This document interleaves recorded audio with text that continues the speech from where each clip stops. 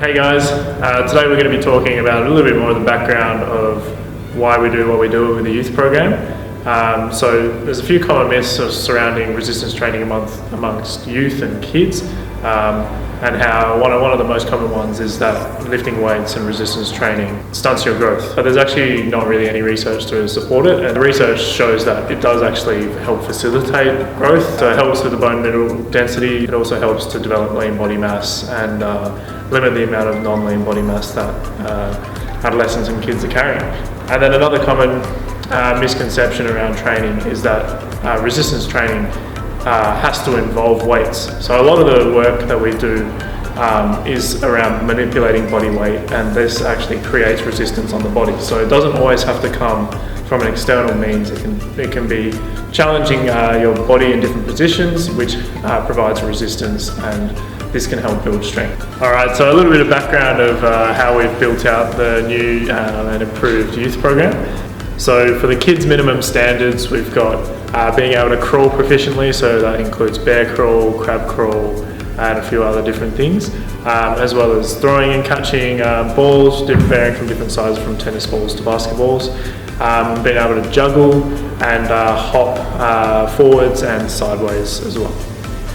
So we put these in as criteria because we believe that these are very fundamental movements that most kids should be able to do, and then helps build out a robust movement vocabulary that they can take into the next progression, and builds a solid base and foundation for movement and competency. Stage 2 of our youth development program consists of the minimum standards of isometric holds, consisting of lunge, push-ups, hangs, planks, and a T-hold. This is when we start to begin to load some more specific movements, and then we also have the minimum standards of being able to have movement competency under squat, hinge, press, pull, and the carry, and then we start to implement our plyometric level 1. So these are all things that further increase that base and then allow us to progress through the next stages. So in stage 3 of the youth development program, now we're going to begin to look at hitting some specific strength markers now that we've built competency under load. So for the squat pattern, we've got, for males, being able to hit 1 times body weight, and for females, 0.65 body weight. In the bench press for males, 0.65 body weight, and for females, 0.5 body weight. And then the same for deadlift as squat, so deadlift is 1 times body weight and 0.65 body weight for males and females respectively. And then we also begin to test the aerobic capacity, so different beep test scores. So for males, we want to be hitting that 9, and for females we want to get 8. And then for loaded carries, we want to be able to carry our body weight. And then for the plyometrics, we start to build into that level 3.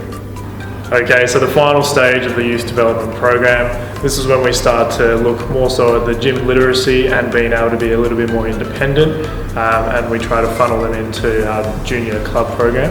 Within this stage, similar to the previous stage, we've got the same movements of the squat, deadlift, bench, but we've just increased those strength markers. So for example, for squat and deadlift, we've got 1.25 for males for body weight, and for females 0.9. For males 0.9 for bench press and 0.75, and then increasing the aerobic capacity markers for the beep test, males with 11 plus and females with 10 plus, and the loaded carries moves up to 1.5 times body weight.